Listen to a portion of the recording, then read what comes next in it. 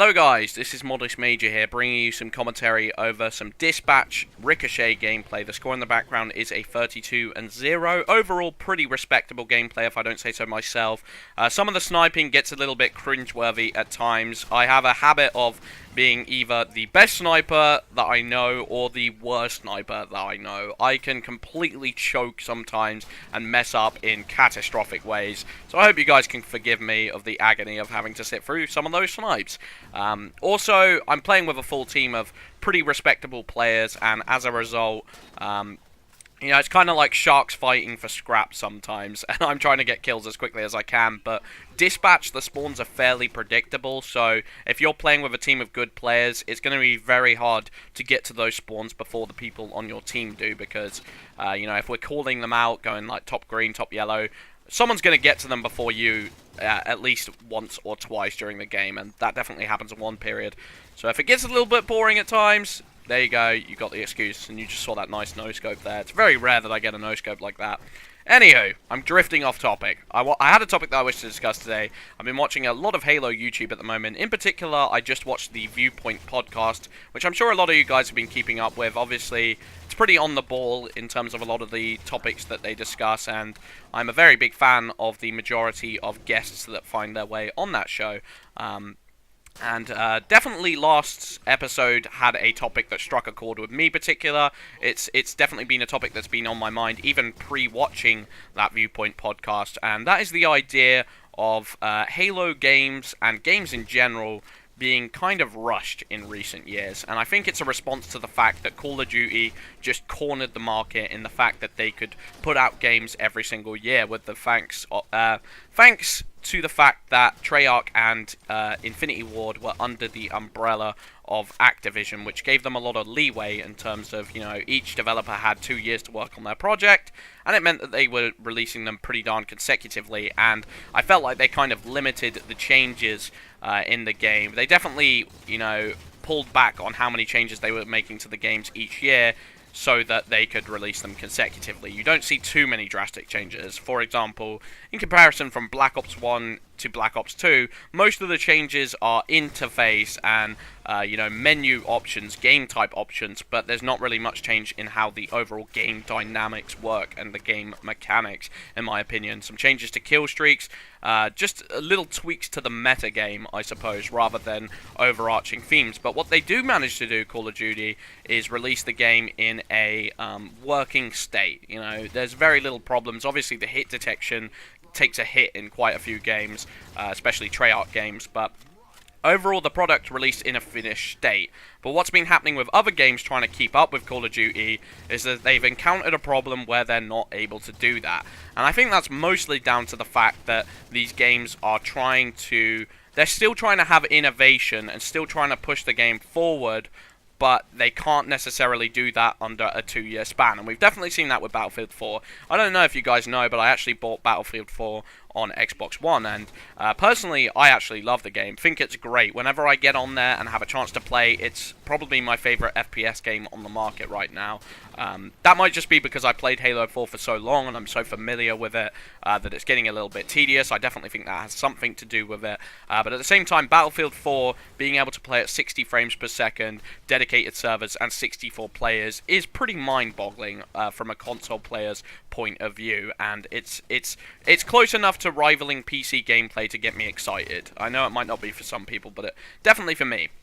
But the main problem is that the game is pretty much broken in terms of the fact that at the end of each and every game, you are kicked out, kicked to dashboard, and you lose all progress from the game. And from a commentator's point of view, that's very frustrating, because I can be sat here going for a gameplay on for a very good score, and then the game kicks me back to dashboard. And it's actually happened with other games as well. Dead Rising 3, I lost all my save status, and I basically lost half of the game that I've played because I got kicked to dashboard and I hadn't saved before it happened.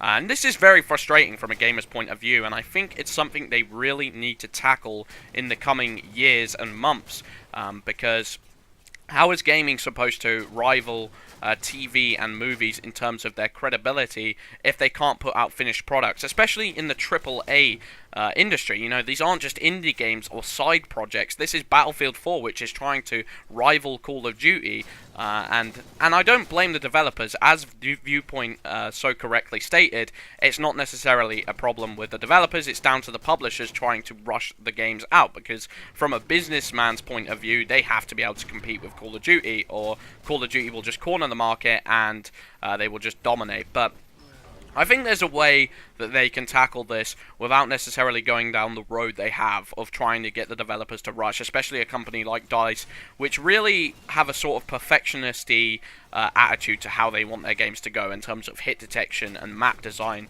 In my opinion, DICE's map design is absolutely unequivocal at the moment. I suppose Bungie had some of the best map design, but now they're off working at Destiny, so we'll have to see what happens there. But right now, DICE make some of the best maps out there, in my opinion, and overall they just have such high attention to detail, and EA are trying to put pressure on them and trying to say, you know, make a Call of Duty game, but I don't think DICE are the sort of company that want to rush their games, that want to make a second-rate product, because, and I respect them for that. I respect DICE, but I do not respect EA as of right now, and the solution, I think, to this problem is basically split games into 3 development teams, rather than 2, because I think the problem with Call of Duty is, you know, Treyarch and Infinity Ward, one of those games and one of those developers is probably going to put out either a product that hasn't really pushed forward the franchise much at all because they have a limited time, so they want to put out the game into a respectable state,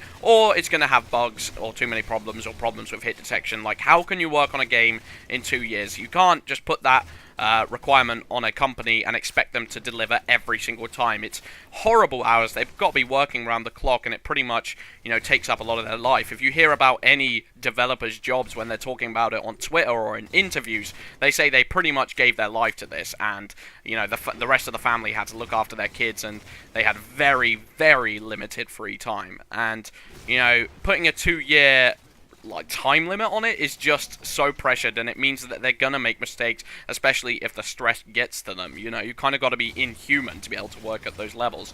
And how I see it is, instead of having just Treyarch and Infinity Ward, there's a third partner in it. So the games release once every 3 years, and I think the same could apply to a game like Halo, where they could make Halo spin-offs, games like a, you know, war-like. People have been talking about the idea of having ODST Soldier Warfare, and that could be a different branch of the Halo genre. And I've definitely kind of hinted at this in the past, but I haven't gone into big detail.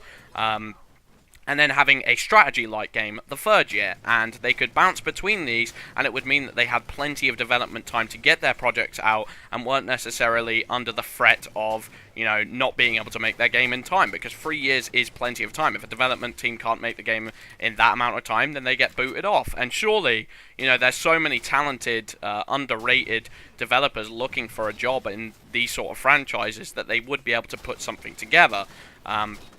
And I think it's just gotten to a point where, you know, the audience, there's just going to be too much of an outcry. If you keep putting out these broken games, people are going to go hysterical, and they're not going to be able to trust you as a company anymore, because why should they?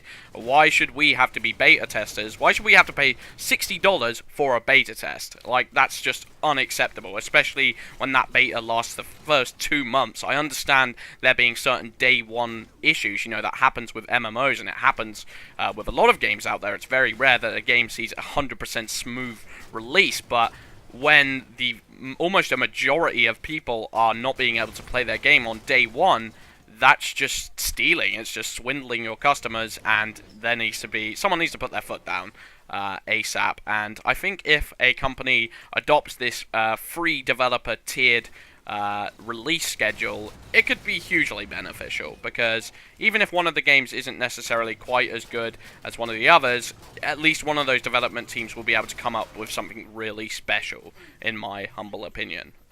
That's why the Halo games were so good to begin with. They had so much time to work on their game. Anyway, I have been Modest Major. I hope you guys enjoyed watching the video. If you want to check out my channel, you can click the annotation right now. Thank you for watching the Dawn Network. Peace.